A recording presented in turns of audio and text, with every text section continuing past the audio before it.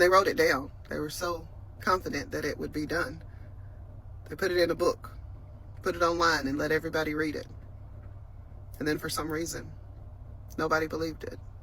They wrote it down, published it online, called it Project 2025.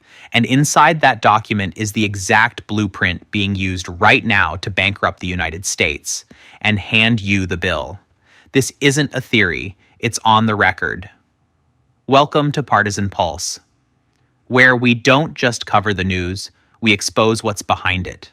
Stay until the end, because what you're about to hear gets worse before it gets better. The U.S. government is insolvent.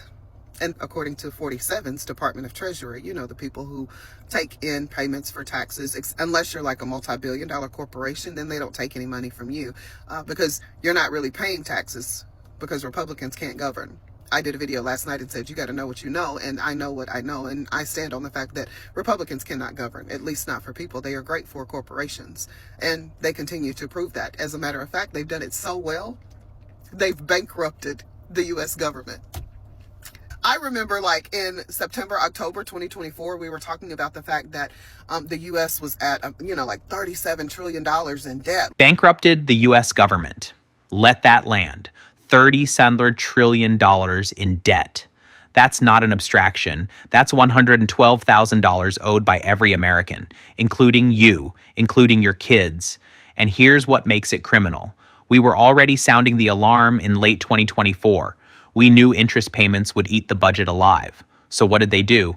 Instead of fixing it, they made it permanent. Let's talk about who made that call and who is still benefiting while you pay the tab. The deficit was so high, and pretty soon we were going to be like not able to make our interest payments. We needed to make some changes, like for real. So obviously, here's the thing. I'm a business owner. So when you have issues with your balance sheet, if your income is not matching your expenses, you've got one of two options. You can increase the income or you can reduce the expenses. Well, the government is not supposed to operate for profit. So, you can increase your income or you can reduce your expenses. Republicans just want to reduce the expenses, which is not necessarily a bad thing, except for when you are cutting vital services for the citizens. Things like healthcare and food and housing and veteran benefits. Like, that's probably not a good idea. Probably not a good idea. Let's call it what it actually is. A deliberate choice. The speaker breaks it down clean. Two levers: raise revenue or cut spending. When Republicans say cut spending, they don't mean the Pentagon's $886 billion budget. They mean your health care. They mean your food assistance, $6 a day, by the way, $6. They mean your veteran benefits, and the corporations that should be funding this country still not paying. We'll get there, because that part is even worse. The other alternative would be to increase the income. Well, that means that billion-dollar corporations who haven't been paying taxes based on the 2017 Tax Cuts and Jobs Act, they should actually be paying. But no, because the big, beautiful bill that was passed, the only significant piece of legislation that this administration has passed, that ensured that the tax cuts are permanent. So they're not going to pay anymore. And it doesn't matter that they have already reduced all of these things. Now, they just agreed to give a company out of France $1 billion not to finish a wind power plant, wind energy. No, we don't need that. We'll give you $1 billion not to finish it, so we can make some money. Oh, okay. $1 billion, not to build something, not to protect something, to stop a clean energy project from being finished. Your tax dollars, 1 billion of them, handed to a French company to walk away from a wind power plant. In the same week, they're telling veterans there's no money.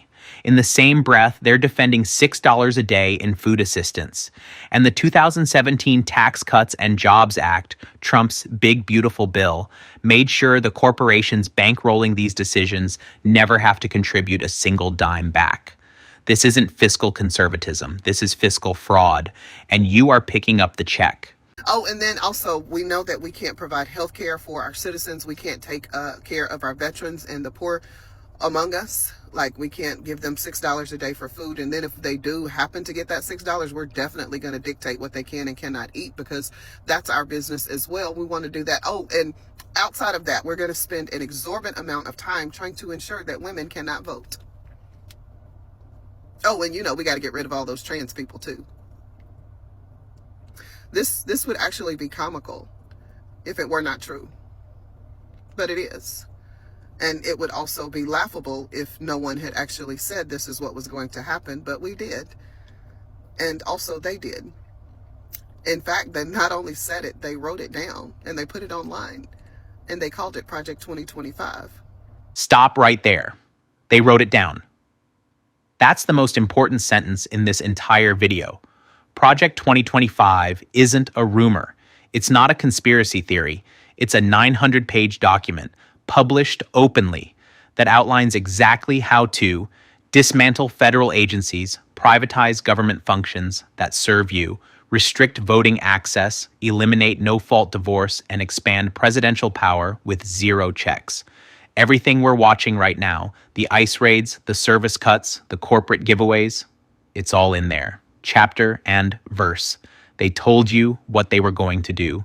They wrote it down, and now they are doing it. The reason that ICE is in the airports right now, it's in Project 2025. They want to privatize it. Of course. Republicans have received 7 standalone bills to fund TSA agents, and they haven't passed a single one of them because they want the money for ICE without restrictions. It's Project 2025. Married women, midterms are coming up. If you are poor or an hourly worker, or you don't have a passport, if your legal name does not match your birth certificate, good luck. But that is also in Project 2025. They want to implement family voting. They also want to get rid of no-fault divorce. So if you don't like your husband, you might want to go and do something about that. ICE in airports. 7 standalone bills to fund TSA agents. Blocked every single time. Why? Because they want ICE funding without restrictions. They defund what protects you and fund what controls you. That's the trade they made. It's in Project 2025, and it's happening right now. The U.S. is broke, and it was 1,000% predictable and preventable. But your racism, your hatred, your bigotry, your misogyny, 250 years. I guess it was a pretty good run, huh? Billion-dollar corporations aren't paying taxes. Not the fact that millionaires are literally creating ways to avoid paying taxes, because that's been happening. It's just permanent now, and that you are paying more likely in taxes than your employer is. The U.S. government is now insolvent. And they also talk about Social Security and Medicaid. Republicans will use this as a reason to further cut essential services for people who are sick, who require government assistance. So that means people who have cancer or debilitating diseases who are receiving life-saving treatment, they will lose their lives. They will lose their lives first. Elderly people will be right there along with them, because according to Project 2025, they need to root out the undesirables. And they wrote it down. They were so confident that it would be done. They put it in a book, put it online, and let everybody read it. And then for some reason, nobody believed it. Let's bring it home. $37 trillion in debt on your back. $1 billion to kill clean energy. Tax cuts locked in for corporations forever. Veterans, the sick, the poor, told there's no money. And they published the roadmap online and called it Project 2025. The question isn't whether this is happening. The question is, are you paying attention? Share this with someone who thinks this is just politics, because it stopped being politics the moment it hit your wallet. Subscribe to Partisan Pulse, because next time we go even deeper into who exactly wrote that document and what's coming next. I'm keeping the pulse on the truth. You should too.